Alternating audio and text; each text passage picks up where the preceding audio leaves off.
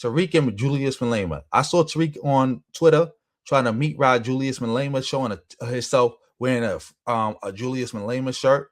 And it's like, you're such a grifter. How much money did you give him off of that? And on top of that, that's back when you was still trying to be quote unquote Pan-Africanist. You're weird. You're a weird grifter, but we're going to get into this.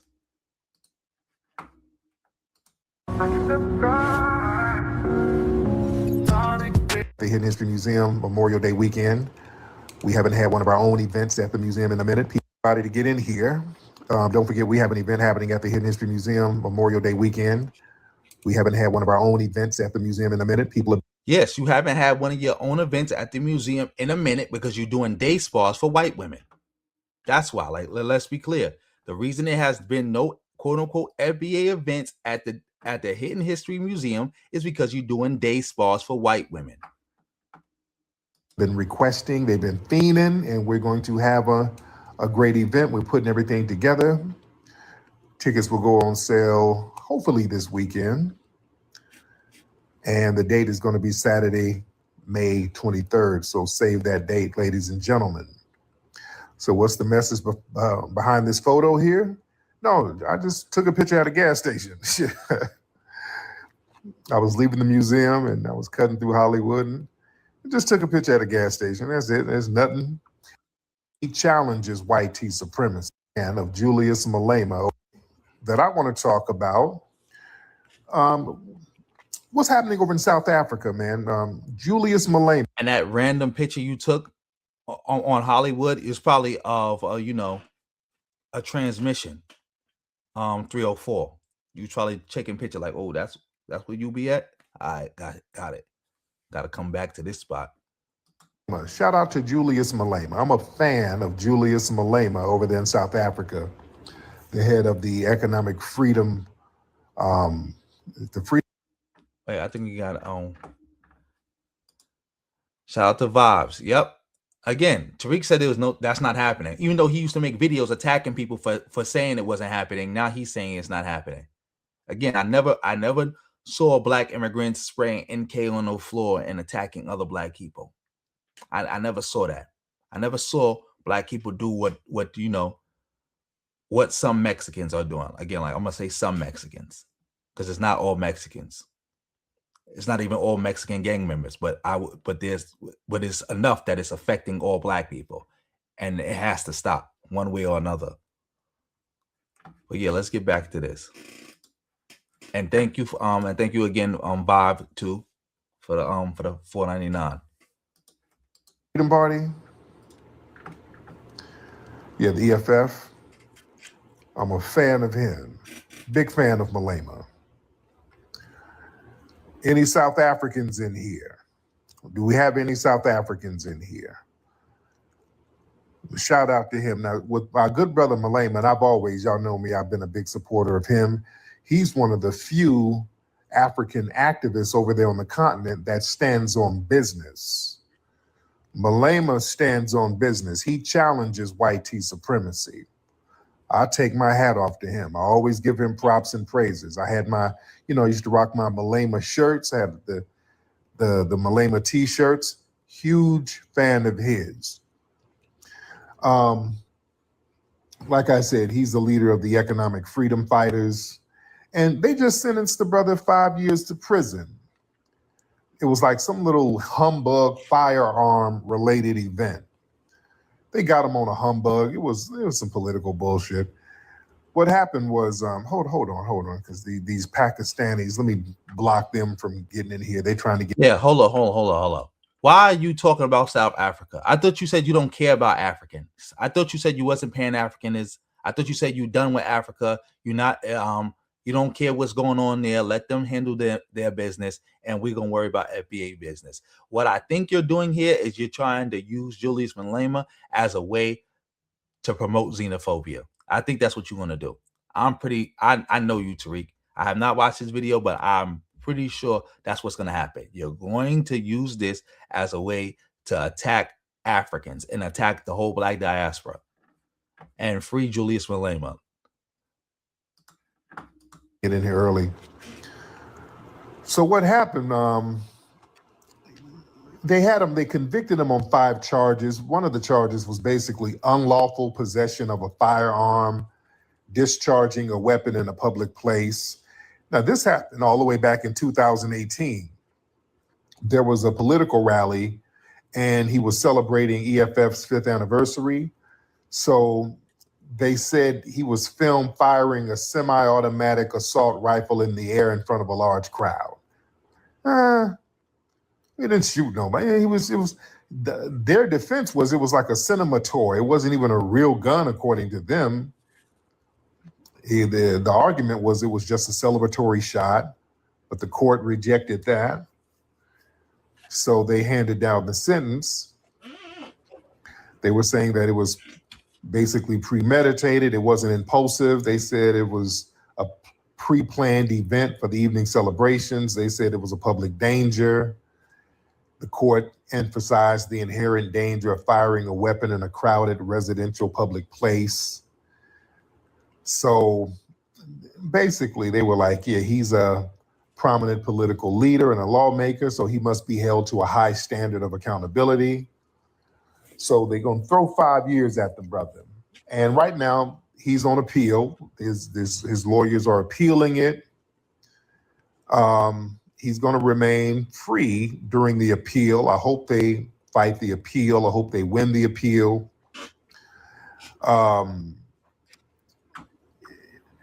What they really want to do, man, they want to bar him from serving as a politician. Yeah. What's up, Lady Justice? Respect to you.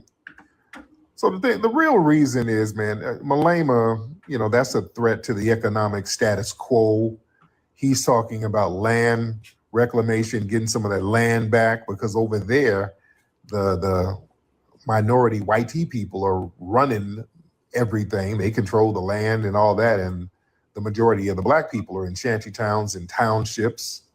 So he's like, no, we need to fix this. We need to get our land back. I'm with him on that. I respect that. He's like, yeah, we want our stuff back. We want to stand on our lineage business. We ain't trying to run, flee nowhere.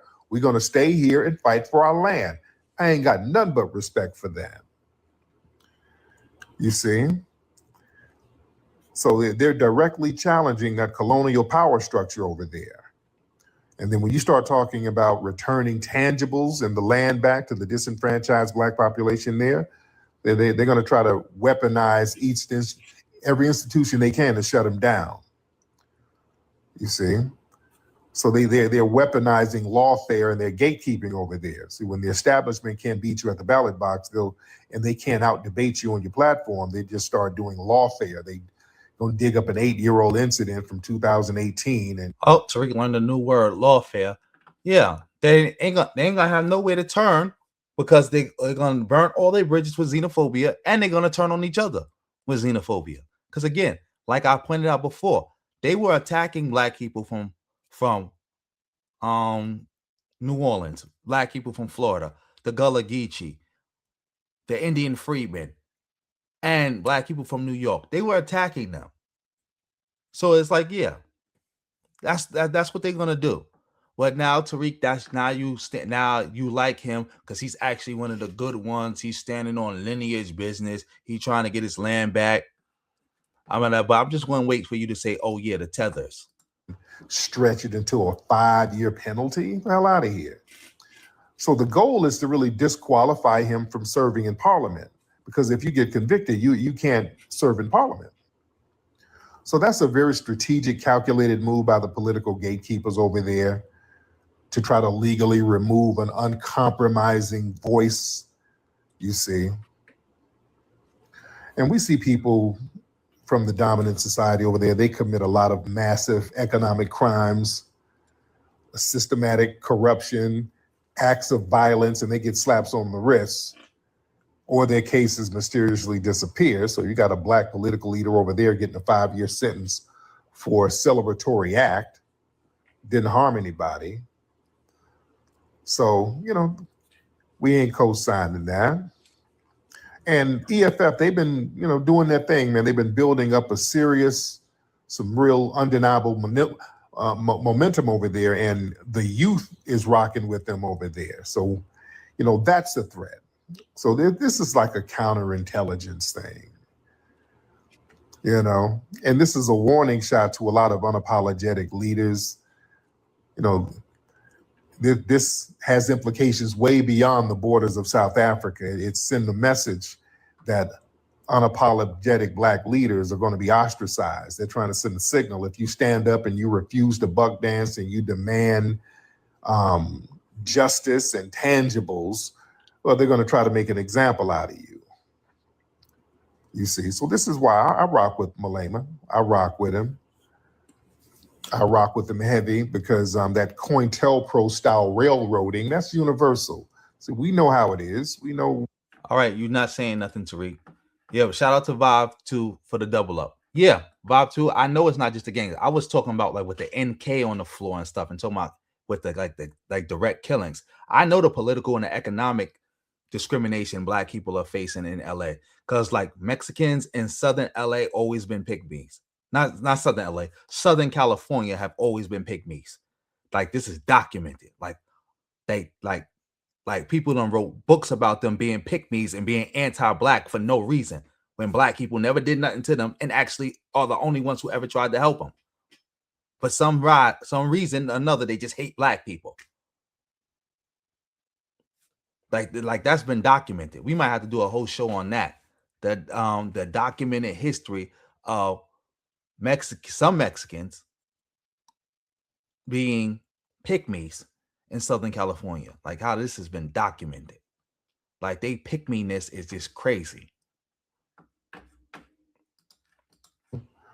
What a political hit job looks like. Our family, our ancestors and our lineage, we survived the COINTELPRO program, which is still going on over here. So the global power structure, they use the same playbook. Yeah, you're a part of it. And so funny, you're talking about how there's a global power structure that's running COINTELPRO everywhere where Black people are at. Wouldn't it make sense for Black people to unite and fight against it than trying to fight a global system individually? Because if we not united, we separated, and that allows the global power system, as you call it, to defeat us in detail. That's what it's called in military strategy, defeating an enemy in detail. When you got an enemy, but they broken up into pieces, you go after the pieces individually, and then you defeat them like that. You don't let them come back together to be one force, and you don't try to fight them all at the same time. You find out where this one is at, that one is at, and then you go after them like that, and you defeat them. The only way to defeat that strategy is to come together, back together as one. That's the first step you take to defeat that. Unity. But you preach against unity. Like how stupid. That's why I said, like, these people are so stupid. You can't, like you can't make this up. You what you saying right now goes against your whole FBA message. Goes against your whole FBA message. President Jafar, yep. I'm seconding that. Like I can't hold you.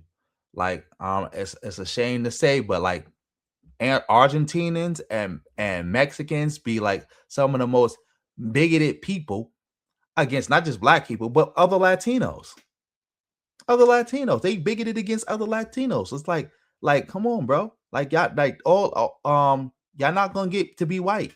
The white man ain't gonna welcome you in because you hate Central Americans, because you hate Black Latinos from the Caribbean. You hate Latinos from the rest of South America. You hate Brazilians. Like, come on. It's weird. They use it like that. Pick me energy gotta go. On Malema. You see. And I support any on-code melanated leader around the world. And Malema during the George Floyd thing, Malema was out there in the streets stomping for George Floyd and justice again, we got to give him his props. I give that brother Matt. He's always spoken up highly for us foundational Black Americans. Man, he was out there. They were in the streets of South Africa with "I Can't Breathe" shirts. They were riding heavy. They were riding real heavy, man. So yeah, Malema, yeah, he shows how to get it done. He shows how you're supposed to stand on business. He ain't over trying to co-op stuff from us or whatever. That's some real solidarity. So if that's the case, wouldn't it make sense to unify with the people on code and just and shun the people not on code? Like, because FBA preachers throwing the baby out with the bathwater. Like we just heard that lady talk about how we got to close up shop. She got that from Tariq when Tariq was like, "Oh, the shop is closed, the kitchen is closed. We got to close the door." Because you know, when you got the door open, you get a good breeze. But when you keep it open, you get flies in your house. So we gotta just close the door. We gotta, like, yeah, the breeze was good, but we don't need that. We gotta just close the door. That's what Tariq said. Wouldn't it have made more sense to put to keep the door open and have like a screen door so the flies can't get in and you can still get the breeze? That would have made more sense. But no, FBA is stupid. It's a white nationalist psyop. So they gotta just hate on all Black people. Because all this you meat riding Julius Malema right now, it ain't adding up. It's giving algorithm chasing right now. It's giving clout chasing.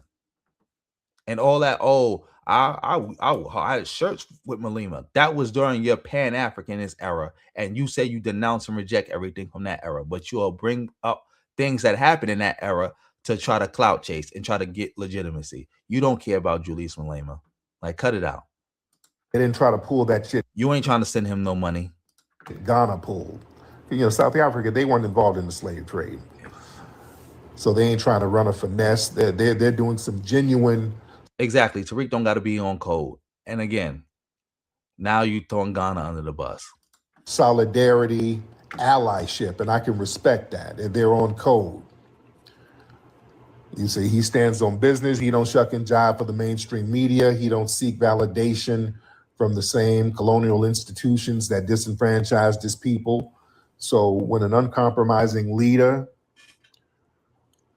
from the diaspora, when they stand up, I have no problem amplifying their voice so that the sellouts and the gatekeepers know that global allyship is watching. You see? And if the establishment, if they successfully railroad that brother and lock him up, that sends a dangerous global warning shot to any Black activists out there, whether it's over there or wherever. Like, if you challenge the economic status quo, they'll use that. Did you just hear what he said? He said an attack on Julius Malema is an attack on all Black people, and it's sending a shot to all Black people, you know, all Black leaders around the world. So I guess Pan-Africanism makes sense now, because if that's the case, shouldn't we all be united? Shouldn't we all be united? If we got to worry about an attack on Julius Malema in South Africa also affecting us here in America and Black leaders all around the world, wouldn't it make sense for everybody to get on code, quote unquote, get on code and work together? Wouldn't that make sense? Wouldn't that be a good thing? Like, come on now. Like, come on. Exactly. FBA, hold your nuts. They're like, now you talking about, oh, this is an attack on us. This is an attack on us. Exactly. Ghana supported George Floyd too. George Floyd was getting support all around the world, but somehow Tariq missed that. Some of the people leading the George Floyd protests, a lot of them was Black immigrants themselves, but you know, Tariq missed that part. What's up? What's up? What's up? Shout out to you in the building. Shout out to everybody still in the building. We got 93 people in the building. Like, yeah. Thank you for rocking with me. Make sure you hit the like and stuff.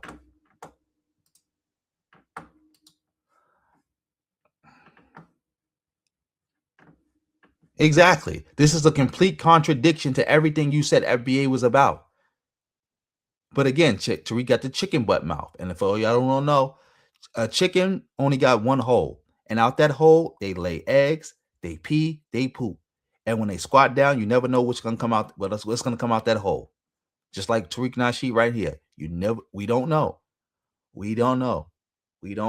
Like look, he's like, now he's praising Julius Malema, and now he's talking about how an attack against him is an attack against all black people. But just the other day, the Tethers got to hold their own nuts, and they ain't got nothing to do with us. The court to destroy your life. So I'm really supporting this brother's appeal. I want him to do his thing. The people over there in South Africa, y'all get him out. If they lock him up, go get him out. Shit.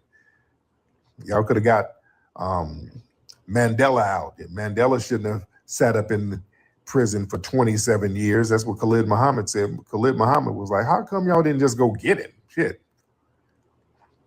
Just get your ass over there and go get him up out of there. Y'all the majority. Yeah, just be on that, to be honest. Be on that.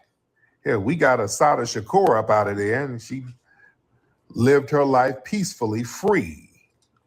Yeah. Who is we? The Black Liberation Army did that, and nobody in the Black Liberation Army would ever bang with FBA, and nobody who is FBA would ever have the heart to do what the Black Liberation Army did. If anything, y'all would have been the prison guards. If something happened, go get him. Y'all the majority. Just go over there and get him. Yeah? Do that. You feel me? Yeah, it's about respect. It's absolutely about respect. Somebody said they can't fight. No. They put in some work, get that brother. Don't let him get hemmed up. Yeah, don't let your riders. Look, they can't fight. Where they get that from, Tariq? You. Because you teach that black people in America are the only people who fight white supremacy. So, of course, they're going to believe he can't fight. See, you got to deal with the xenophobia in your own chat that you helped create. Especially you, the damn majority. Shit. You the majority over there. All right. But again, I stand with Malema, man.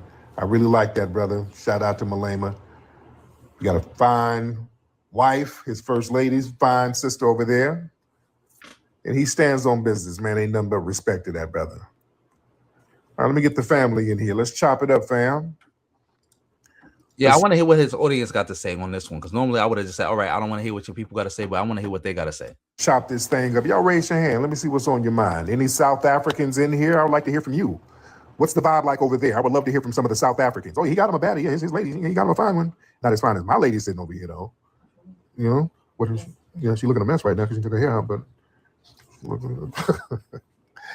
But let me see.